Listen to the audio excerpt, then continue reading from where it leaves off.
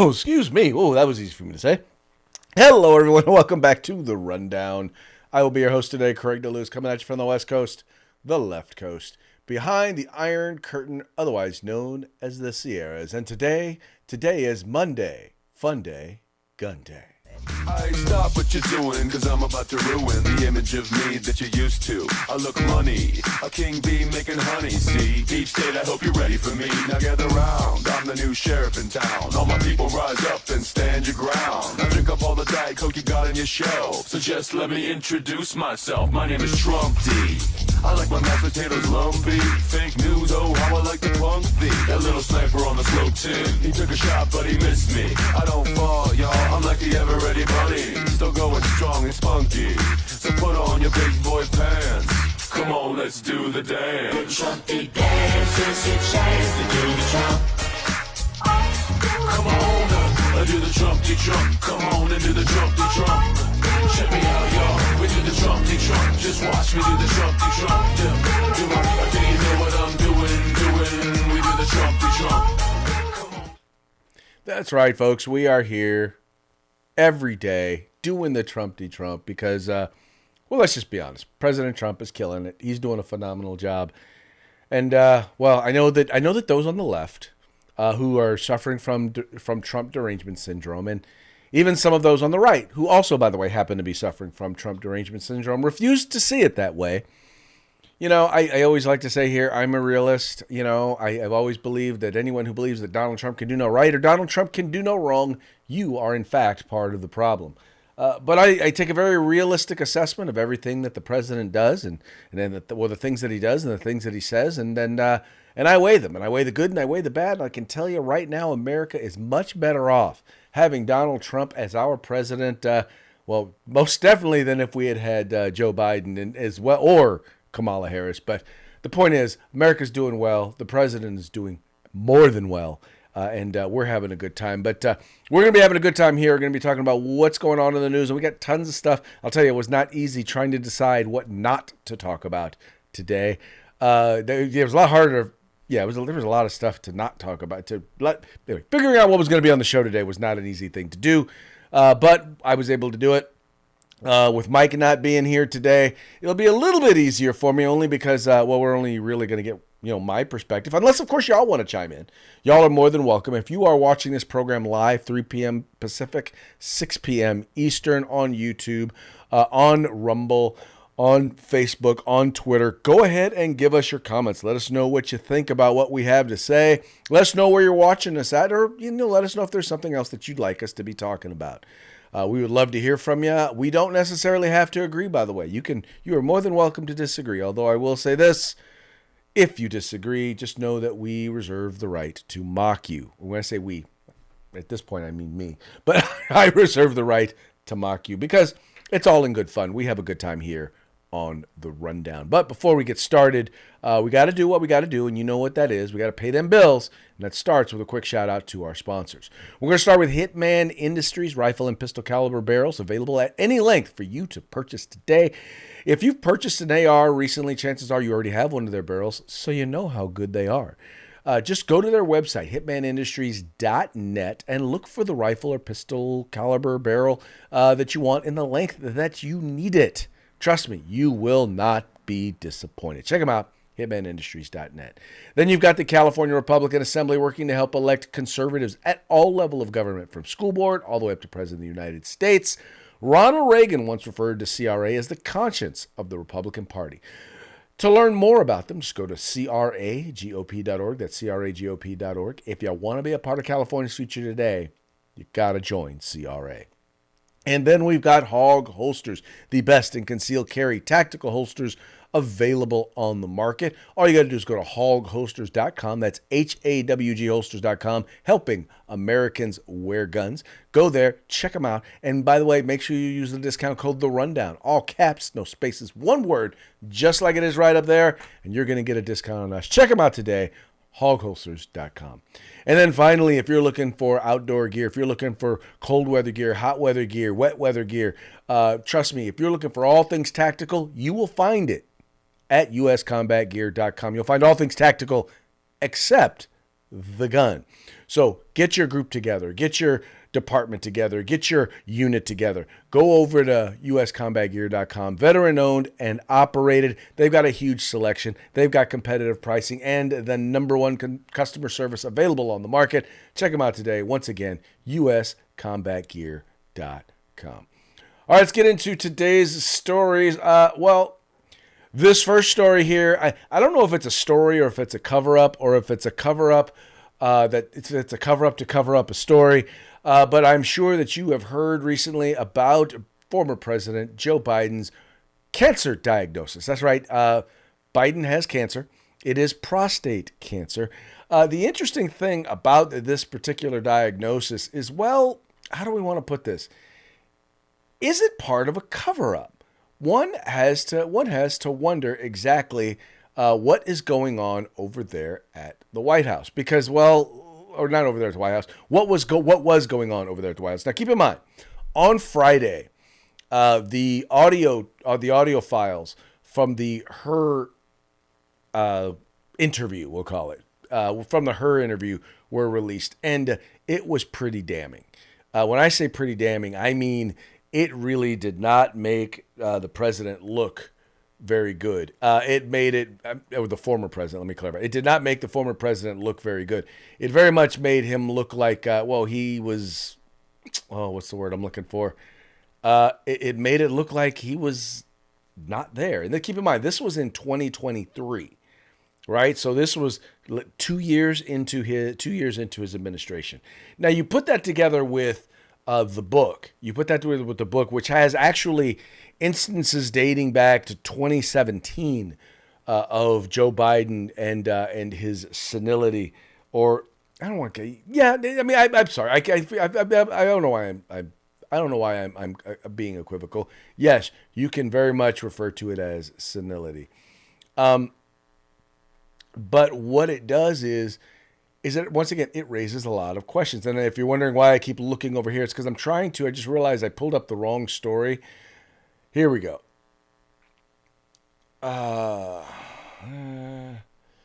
Okay, that ain't it. What I'm trying to do is I'm trying to find the story so I can at least refer. Anyway, so as is being reported in the media, this is a diagnosis where it's supposed to be a very aggressive form of cancer. Not only is it aggressive, but it's already metastasized to the bone, which basically that's one of the ways in which they measure it is what's the likelihood that it's going to spread. That's what metastasize means, meaning it's outside of the prostate. Prostate cancer is usually one of the slower moving. It's one of the easier forms of cancer to cure. It usually takes a long time to die from it. In order for it to get to this point, doctors are estimating that he probably has had to have it for something like 10 years. So the question is this. So that means if he's had it for about 10 years, that meant that he had it before he even ran for president. Did he know that he had it? Who knows? But chances that all of a sudden it just happened upon him in the last couple of years is slim to none. All right, chances that it's already metastasized this much and that he didn't know about it, especially consider this. Consider that every year they do a physical. Every year they're supposed to break down all the various different things, and one would think that they would be testing for prostate cancer cells. That's something that you generally do. Physicians recommend it in general for those 45 and older. Recommend that you run the test every year. At a minimum, they suggest that you start doing it at the age of 50. I'm guessing that when he was vice president of the United States, a time in which he was in his 60s, and now a time in which he's in his, or at least when he was president, time in which he was in his late 70s, early 80s, one's going to guess that they should have been running this test. How did no one know? How did they not know? Of course they knew. Well, let's put it this way. Either, of course, they knew, or they suspected or they suspected that it might be a possibility and opted not to run the test. Now, that is a whole possibility because the president, not only do they get to decide what tests they run, But the president also gets to decide what information about those tests he gets to gets released. And he very easily could have just decided, nah, I don't want this information out there. But once again, it continues to raise questions about the health of the president, what people knew and when they knew it. To what degree did this add to or play a role in his dementia? I don't know. I don't know if prostate cancer has any sort of an effect like that. I really have no idea. But I definitely though believe it definitely though raises the question of, why did they release this information now? If they didn't release it before, why release it now? Some people have speculated that, well, it's probably gotten bad enough that now he's really going to have to seek treatment, like, and he's going to have to go and get chemotherapy and things like that. And so because he's going to be getting all of this additional attention, there's going to be more cameras out there, right? People are going to be now paying attention.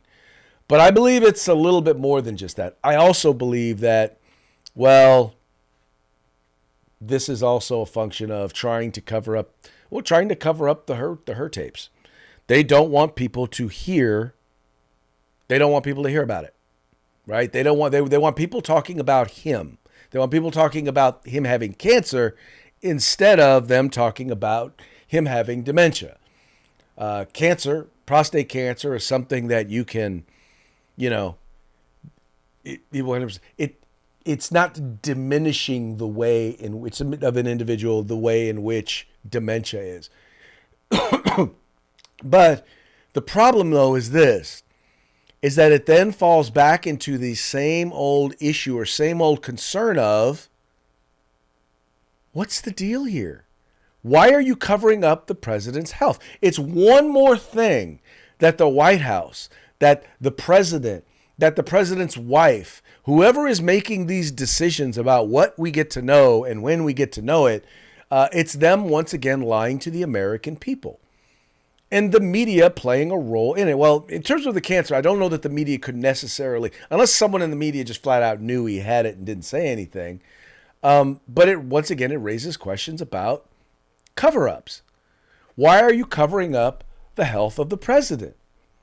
Once again, prostate cancer is especially, well, if caught early, it is not a death sentence. Once again, it is something that, if caught early enough, is quite curable. And it's one of the slower moving of the cancers. And there's no reason why, if it were diagnosed even at the beginning of his presidency, that he would not be able to, have it the entire time of his presidency. In other words, the other thing that I heard was, they say that individuals over the age of 80, most men, have some prostate cancer cells. I mean, most of them over the age of 80 have some prostate cancer cells, which is also one of the reasons why they generally oftentimes don't do the test when you are in your 80s. But anyway, all of the stuff I heard, but I still definitely believe the reason for the release of the information, why go public now? I believe a lot of it has to do with the Her report and them trying to cover up and trying to protect and save his legacy. Let me just tell you all this. It's too late. There is no protecting Joe Biden's legacy, because it's not just about Joe Biden. It is about the lies that were told to the American people. We had a president who clearly was not in a position to run the country. He clearly at times was compromised intellectually. And we don't know who was running the country during these times.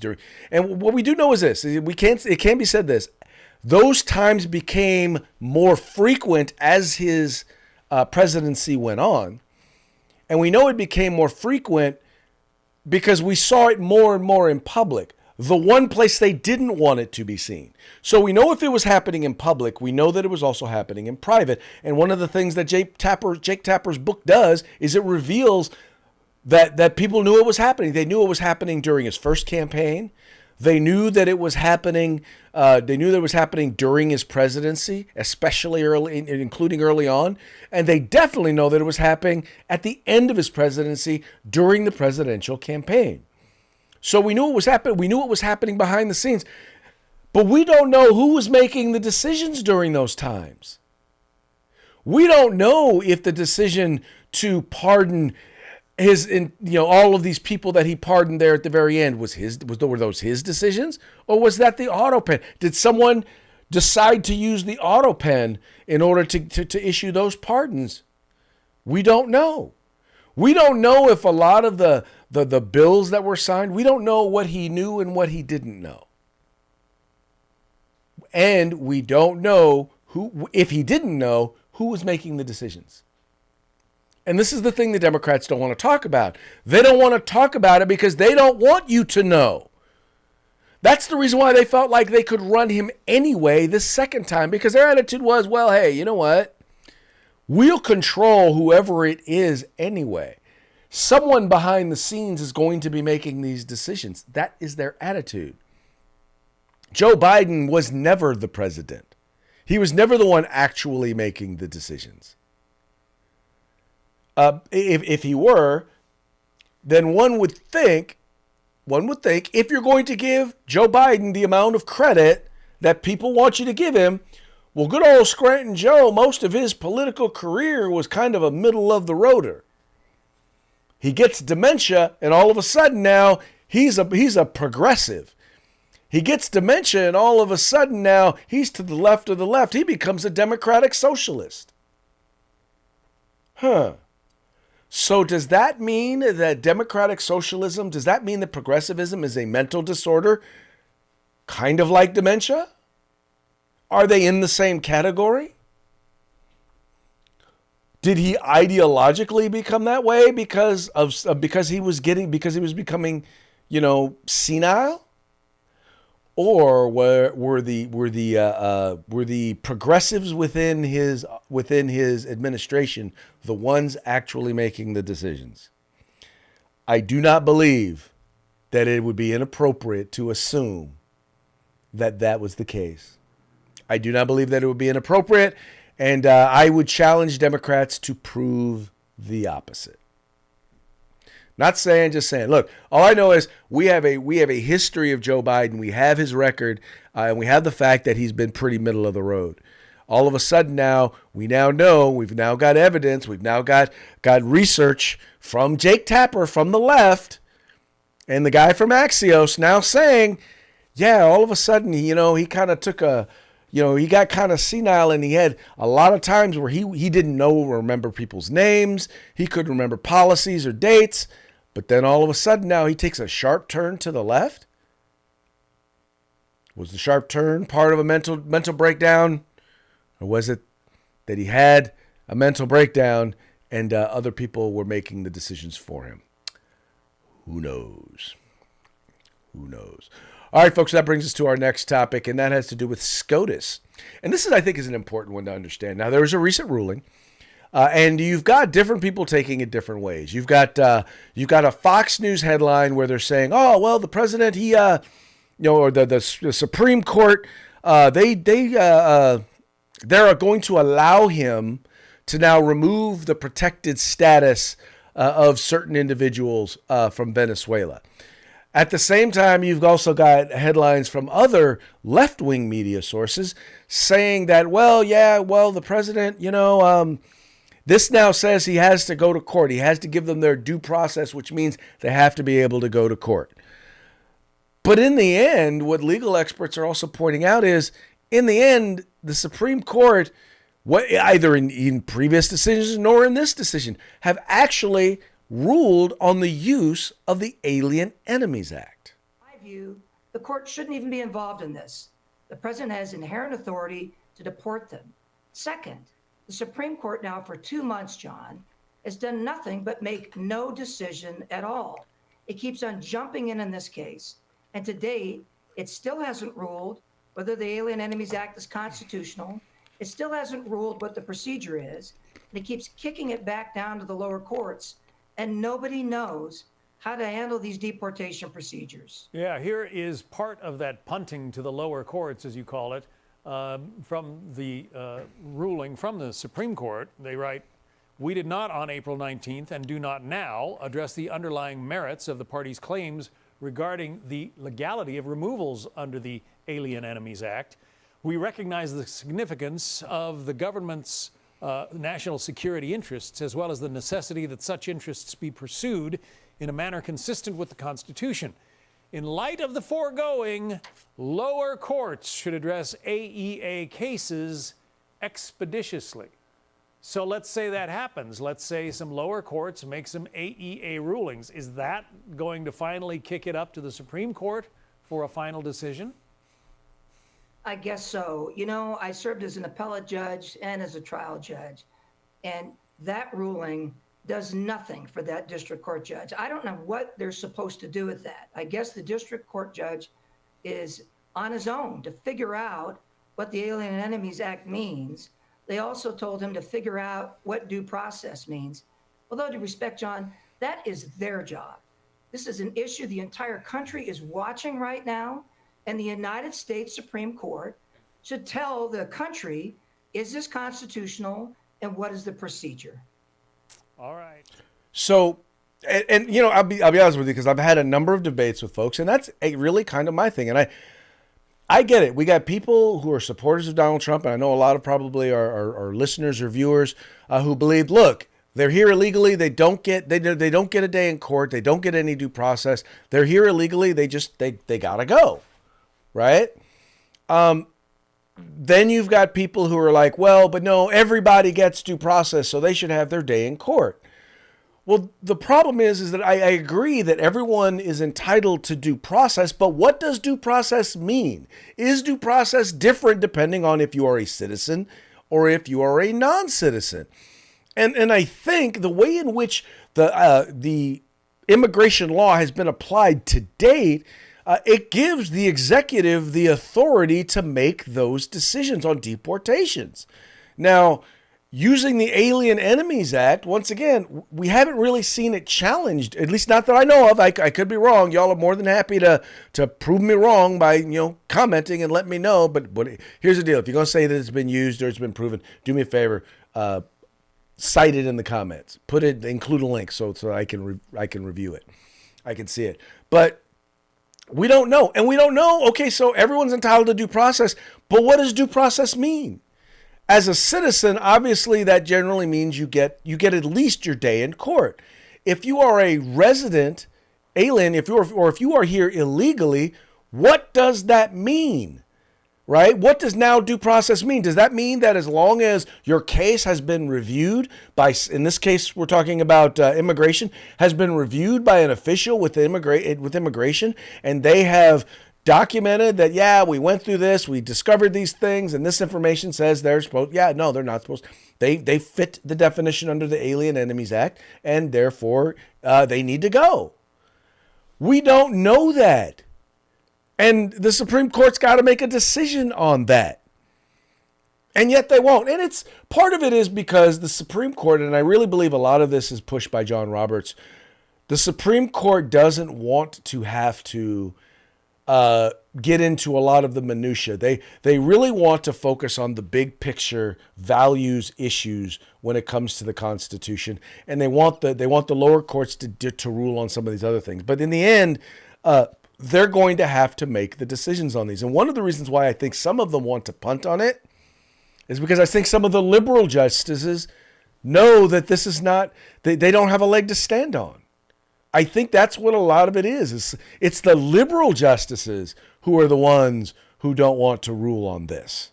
Because if they're going with their conscience and what the job of the Supreme Court is, then they know that they've got to rule that, look, if these things have been reviewed by an official within immigration and they have the documentation to show that each of these individuals has been deemed to be eligible to be deported under the Alien Enemies Act, then they need to go. That's their due process. No, you don't get a day in court. No, you don't need a day. No, you don't need to have a day in court. Now, I will say the one case where I would probably disagree with that has to do with Brego. And I say that because an actual court had made a ruling that there was a stay of deportation to Venezuela. I mean, to El Salvador, and dude got deported to El Salvador, and that stay never got lifted. So because there was an action taken in court, got to go back to court and deal with it. That's my position. Now, I don't know if he has to be back here to go to do that. I don't know if that means that they can go to court and do it with him in absentia. I don't know. I honestly don't know. But I do know, I do separate that case out as different than just the general everyone else under the under the Alien Enemies Act. But anyway, SCOTUS made a ruling, or not a ruling. They made a ruling that ain't much of a ruling. There you go. That's probably the best way to put it. Kicking the can down the road. And this is a serious issue because people got to deal with this. And what's going to happen is these lower courts are going to have to start to make some rulings. They're going to have to stop just passing the buck up to the Supreme Court because the Supreme Court does not appear to be ready to do this. And just so you know, the other thing is this. The other people who are punting on it, all three of them are Trump appointees. All three of the Trump appointees also opted to punt. The only two that didn't, Alito and Thomas. Not saying, just saying. All right, that brings us to our next story. This was a story by Cam Edwards, being reported by Cam Edwards over at Bearing Arms, and he had an interesting thing to say about this because he's reporting more on the response to it, but didn't really talk enough, I think, about the actual story, and that is. He's talking about how Everytown heads are trying to spin away the decline in public mass shootings. And I'll read a little bit of the story here. It says, after the Supreme Court handed down the Bruen decision in 2022, gun control activists predicted that violent crime, including mass shootings, would increase as may issue permitting regimes were replaced with shall issue licensing systems. According to official crime statistics from the FBI, that hasn't happened.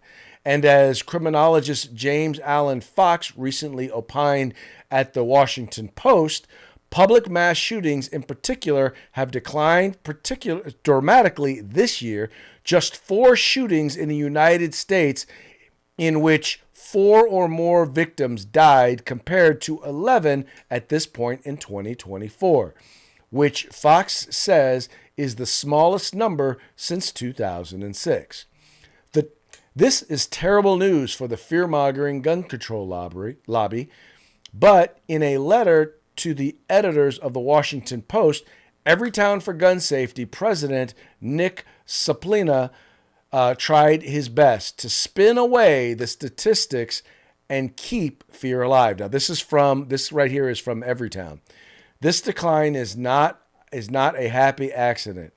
It's the direct result of over a decade of tireless advocacy leading to historic progress such as the landmark bipartisan Safer Communities Act of 2022 and improvements to state laws across the nation. These reforms have contributed to what was likely the sharpest single-year homicide decrease in recorded history.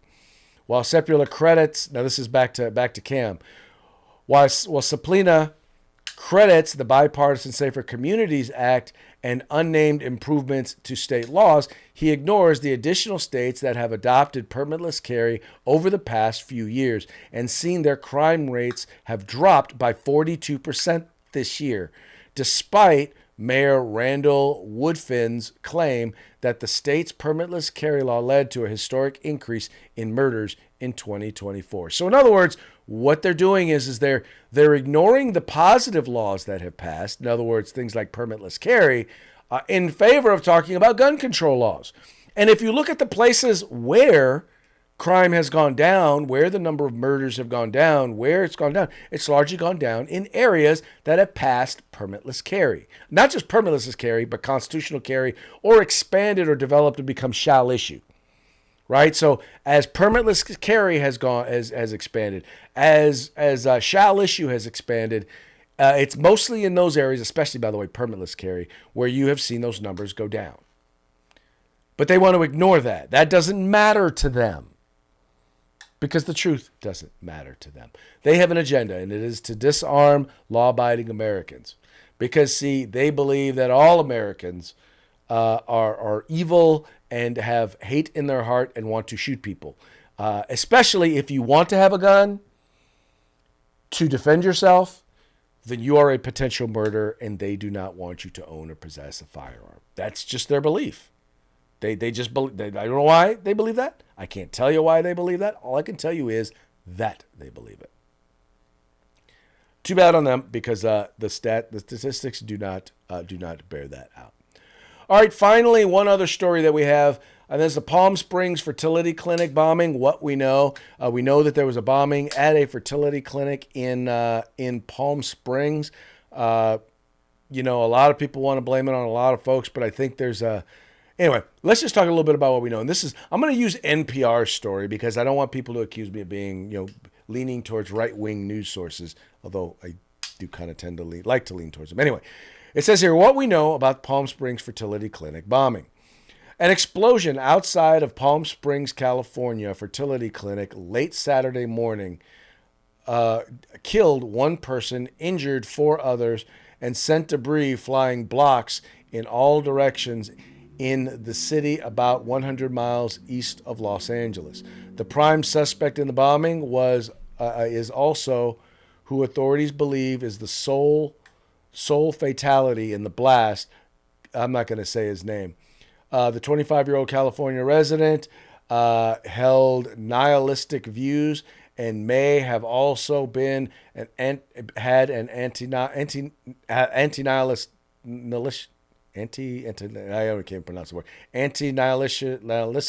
nihilist leanings, the FBI said. Investigators say the clinic was targeted and are treating bombing as an intentional act of domestic terrorism. What we know so far.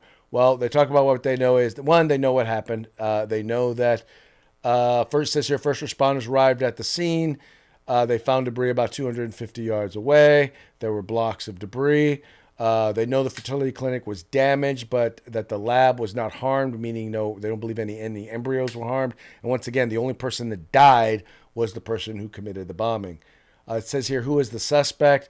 On Sunday, FBI identified the prime suspect in the bombing.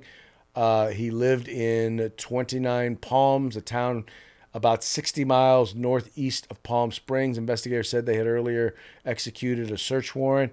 They're fairly confident that the deceased person found near the vehicle was the individual who actually did it. He used a 2010 Ford Fusion sedan. Anyway, what we know is we know that this is a guy who basically believed that the world is overpopulated, America is overpopulated, and we need to, what's the word I'm looking for? Basically, he believed in population control. He believed that we shouldn't be taking these extra measures. So he wasn't a pro-life activist trying to protect embryos. No, he was not. Because pro-life activists wouldn't have probably tried to kill all of the embryos. But anyway, that's another issue. Anyway, but he was basically someone who believed we shouldn't be populating. The Earth is overpopulated, and we need we don't need any more babies. He was a whack job. He was a whack job who was largely radicalized on the internet. And I got to tell you, that's one of the dangerous things right now about the internet, about some of these things is, no matter how wacky or how crazy the things you may believe are, there was a time before the internet where it was like, you're like, okay, very few people think this, so it must be kind of weird. Maybe I might be a little off. Let me not go down that rabbit hole. The problem with the internet is that no matter how obscure your thought processes may be, no matter how obscure something might be, it makes it easier for you to connect with people who have those same weird thoughts. And while, say, for example, there may be 10,000 of you who think that very same thing in the United States, 10,000 people in one chat room or in one thread or in one Facebook group is a lot. Now, all of a sudden, now you got a lot of people, and you start to think, well, there are a lot of people who think and believe this. Except when you compare that to the tens of millions of people or hundreds of millions of people or billions, trillions of people that are on the earth, you realize, yeah, that's probably a really, really small group of people when you look at it in the context of everybody. And but what it does is it gives people the ability to really kind of hold on to and thrive on and simmer in some of these really extreme beliefs. it really allows you to get siloed in some really crazy ways of thinking. Of course, that's how we get modern progressivism, but I'll leave that one alone a little bit. But once again, all that having been said, it's a concern. I am highly concerned about this, about folks who might engage in stuff like this. We're going to find this guy acted alone. So far, all indications are that he acted alone. But I definitely think that this is a message to folks out there. You know, don't get caught up in silos. Take some time to read stuff, to watch stuff from people that you disagree with. At the very least, you will understand what they think. You'll understand their arguments. Sometimes, no matter how crazy or how whacked out they are. I get it. Some people are never going to do that.